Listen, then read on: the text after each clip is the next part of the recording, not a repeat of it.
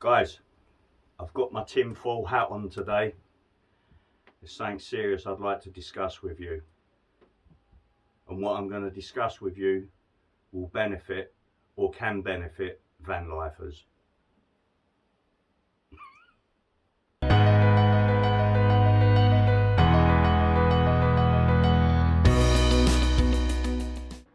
In all seriousness, I want to discuss with you something that I've been practicing, been doing for a number of years, and that's prepping. So that's why I've got my tinfoil hat on, yeah, because apparently all us preppers, we're part of the tinfoil hat brigade, yeah. We're a bit nutty, we think the world's going to end, and you know, we're prepping for a nuclear disaster and a zombie apocalypse and all that palaver. So it's not quite the case with me.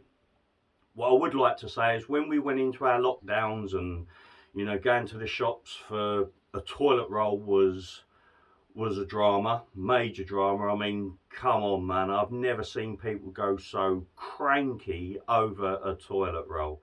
I'm not going to discuss everything I've got, but we do prep quite a lot of food, and so that's what I'm going to talk to you about today. Okay, so let's get this silly hat off because I'm absolutely sweating inside of that. Get me baseball cap on.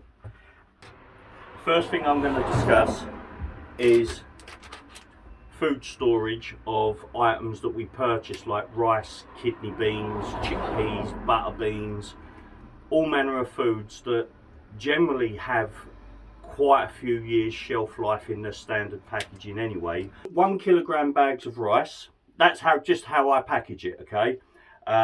Vacuum seal it. I'll also throw in an oxygen absorber. I'll show you what they are in a second. But I fit about 15 of these bags into a plastic tub. The lids on these plastic tubs are airtight, so once they've been vacuum sealed, put inside these airtight tubs, that rice is good for the next 30 years. I mean, it's going to outlive the rest of my life anyways. Now, what happens occasionally when I check the tubs, I lift the lid off.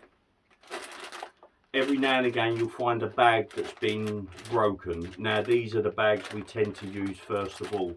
Or if the date on them is still relatively good, like this bag for example was bagged up on the 7th of the 4th 2020. I checked my tub out a couple of days ago, or one of my tubs that I store kidney beans in, and this bag had been punctured.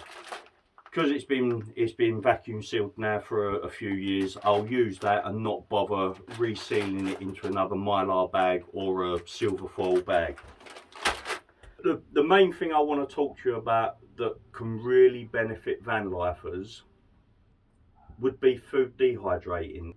I vacuum seal frozen bags of mixed vegetable. We'll buy that mixed vegetable, lay it out on the trays and dehydrate it. It takes between 8 to 10 hours to do, but what you've got, believe it or not, there is nearly 1 kilogram of mixed vegetables in there.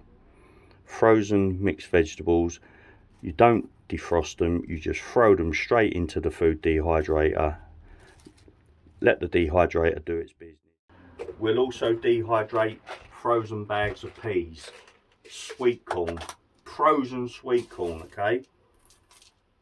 Apart from jerky, my favourite thing to dehydrate that I add to soups, what I'm going to do with all these products in a bit, I'm going to make a soup out of this stuff that we buy as well in bulk. Different soup bases, okay. We got the thick vegetable minestrone, we've got the chicken one, and potato and leek. Mushrooms. When you go into a supermarket and you see the punnets of mushrooms that are normally like £1.50, you go in there sometimes and it's like they've got stacks of them, but they've got to be gone by the end of the day, and they're selling them for like 35-45 pence. We walk out with shopping trolley fulls of mushroom. Shopping trolleys full of mushrooms. That's it. Just put my teeth back in. But now with the mushrooms, again, we just slice them. They do take about 10 hours to dehydrate. that is a punnet of mushrooms in there, and that's going to last you a few years. Now with the mushrooms, these pots are supposed to be airtight, but we do also throw in the oxygen absorbers into each of these tubs. Okay, the foods that I dehydrate, we rotate, and we don't tend to keep them for any longer than sort of maybe 3 years. But another thing we store, and store plenty of it, is it's dry powdered milk, but we only use the Nido milk. Out of all the powdered milks we've tried, Nido milk, when you mix it up, now depending on how, so if it says like 1 spoonful for half a litre or whatever the actual mixing ingredient amounts are, you add a little bit more. Oh man, it's not as thick, but the flavour is like you're eating double cream. It really is good stuff. Nido milk. Now I'm standing here trying to convince you. I'm not trying to convince you. I'm just telling you how I think that these foods, dehydrating it, a little preparation at home, prepping, how it can really benefit your time on the road and not worry about your food. But we'll also dehydrate beef as well. Now what we do then with dehydrated jerky and beef, we'll vacuum seal it in these bags, throw in an oxygen absorber. I know we can go to that beef jerky in a couple of years time and it's okay to use, or eat rather. So what I'm going to do for you guys right now, I'm actually going to make a soup. Now the way I cook it is I'll boil it till it's on quite a ferocious fierce boil. Let it do that, keep stirring it, because I also add pasta and rice to my soup, and because of the starch in the rice and stuff, you have to keep stirring it, otherwise it will stick to the bottom of a pan, even though the non-stick pan. Right, we're going to be using this Knorr thick vegetable soup base.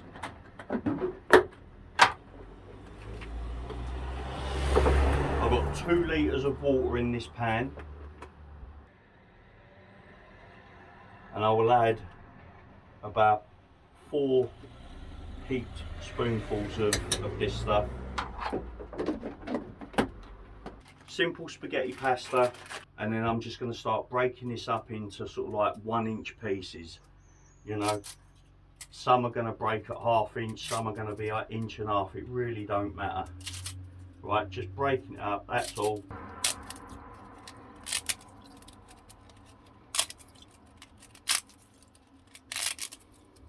And then rice, as I say, I don't use those prep supplies unless a bag's been punctured.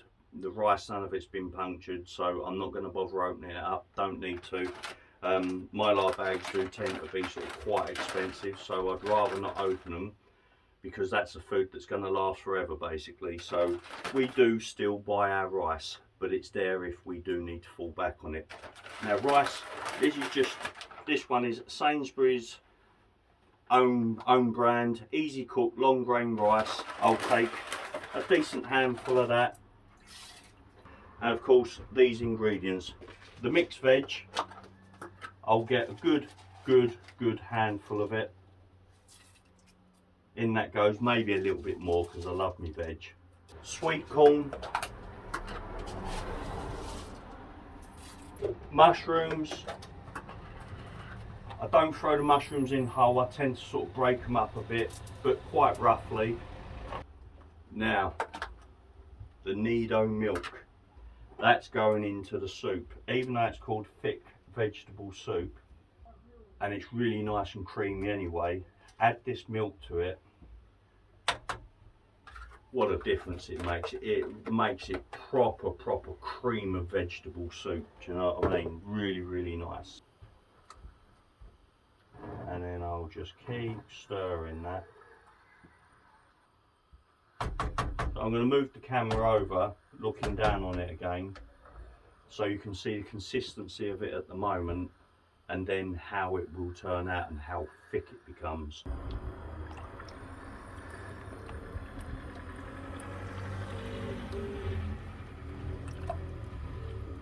In nearly all the foods we do, myself and Dina, we like spice, okay? We love the heat of chilies, so we add a good dosage of dried chili flakes to all our soups, regardless of flavour.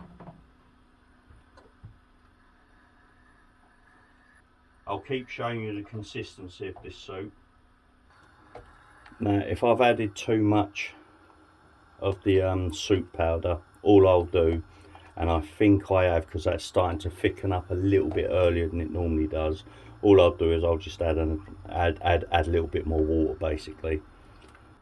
In about 10 minutes I'll do my first sort of test. It's been on the boil now for about 5 minutes. Hasn't got to a proper rolling boil yet. Already that's starting to look delicious, but the vegetables will be like eating lumps of bloody, well, it'll be like eating bullets. When it gets to a rolling boil, I'll keep stirring it for a couple of minutes whilst it's really ferociously boiling, and then I'll turn the heat off, put a lid on, and I'll let it sit for maybe 10 minutes. I mean, at the end of the day, if you can cook this for an hour, I think my delivery's here, hold on.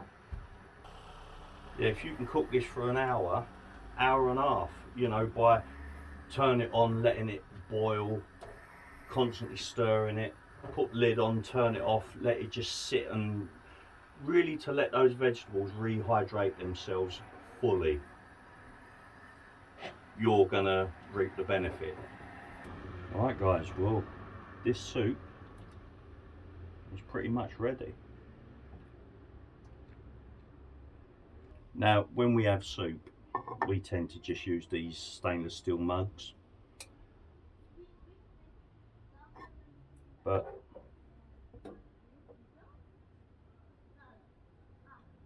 I'll use it as a ladle.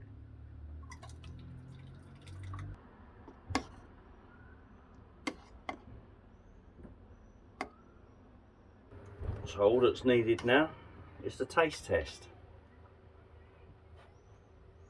Even if it tasted rank, I'm going to tell you how nice it tastes, but I know it's going to taste lovely.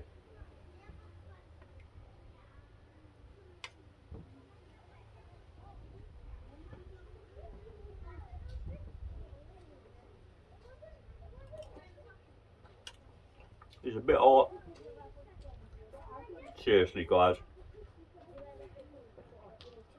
that's delicious. That is delicious. So we've got pasta, rice, mixed vegetables. I've thrown in a handful of extra peas because I like peas. Sweet corn, I've thrown in extra sweet corn, even though it's all in the mixed rice, the mixed vegetables. Mushrooms, and of course spaghetti pasta.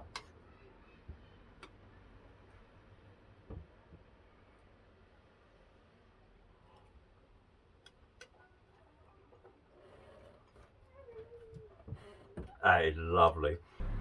Alright guys, I'm going to wrap this video up now. Just before I go, I do want to say I hope that one or two of you have got something out of this video by showing just how a little prep at home, a bit of food dehydration, can really benefit you whilst you're on the road travelling. But yeah, that's pretty much it. So I hope you've got something out of it, and we're not all preppers, we're not all tinfoil hat wearers, and we don't think, we're not prepping for the next zombie apocalypse and nuclear war. If there was a nuclear war, I want that bomb to be landing plumb on my head, and that's pretty much it. So you've only got to look at the lockdowns, how nuts people went because they didn't have supplies.